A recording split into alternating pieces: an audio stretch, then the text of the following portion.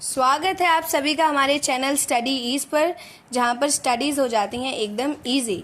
तो आइए हम लोग आज की वीडियो पब्लिक एडमिनिस्ट्रेशन यानी कि लोक प्रशासन के बारे में जानेंगे।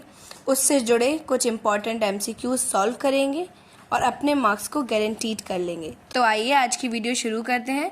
प्रशासन राजनीति है क्योंकि उसे लोकहित के प्रति संवेदनशील होना होता है।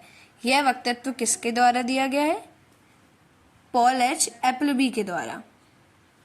नव लोक प्रशासन के संबंध में निम्नलिखित में से कौन से कथन सही हैं? वह मूल निरपेक्ष लोक प्रशासन को अस्वीकार करता है।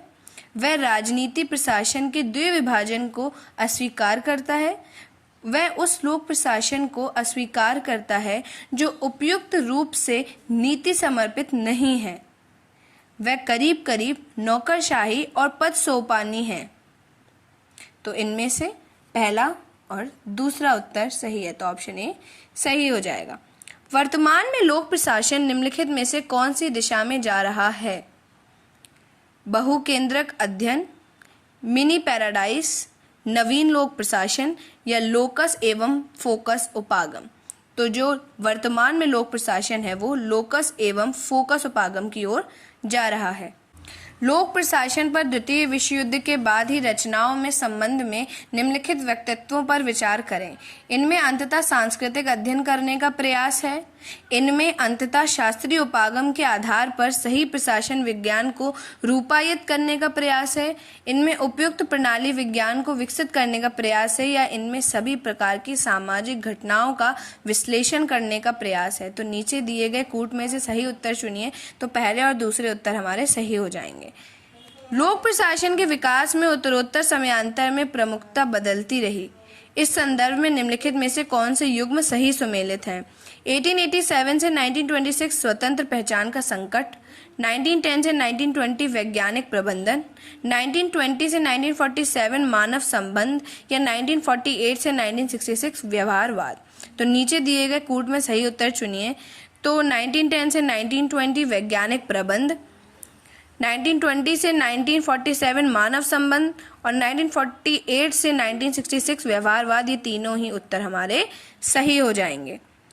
नूतन लोक प्रशासन आंदोलन निम्नलिखित में से मुख्यतः किसके विरुद्ध है? प्रशासनिक केंद्रीकरण और प्रशासन की तटस्थता पर। प्रशासन का विज्ञान उस राजनीति विज्ञान के अध्ययन का अद्यतन फल है जिसका उदय कोई 22 शताब्दी पूर्व हुआ था। यह कथन किसके द्वारा दिया गया है? तो यह कथन जो है वो वुड्रो विल्सन के द्वारा दिया गया है। भारत जैसे विकासशील समाज में लोक प्रशासन की प्रमुख भूमिका निम्नलिखित में से कौन सी है? सामाजिक, आर्थिक, पुनर्निर्माण। लोक प्रशासन को किस सिद्धांत का निष्ठापूर्वक पालन करना चाहिए? व्यवहारवाद की सदा एकरूपकता को।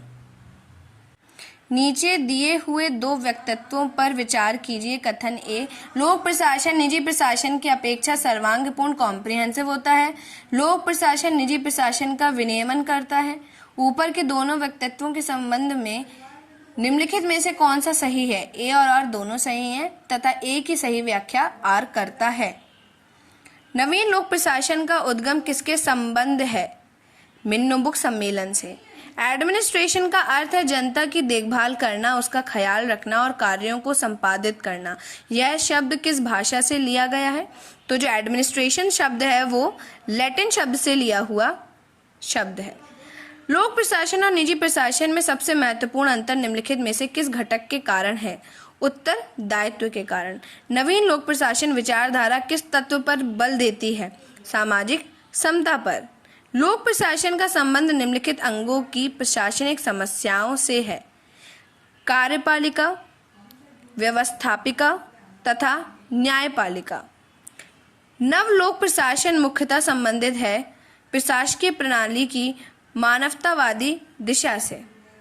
लोक प्रशासन विषय के आधार के रूप में नीति तथा प्रशासन में विभाजन का सिद्धांत प्रथम बार किसमें प्रतिपादित हुआ था?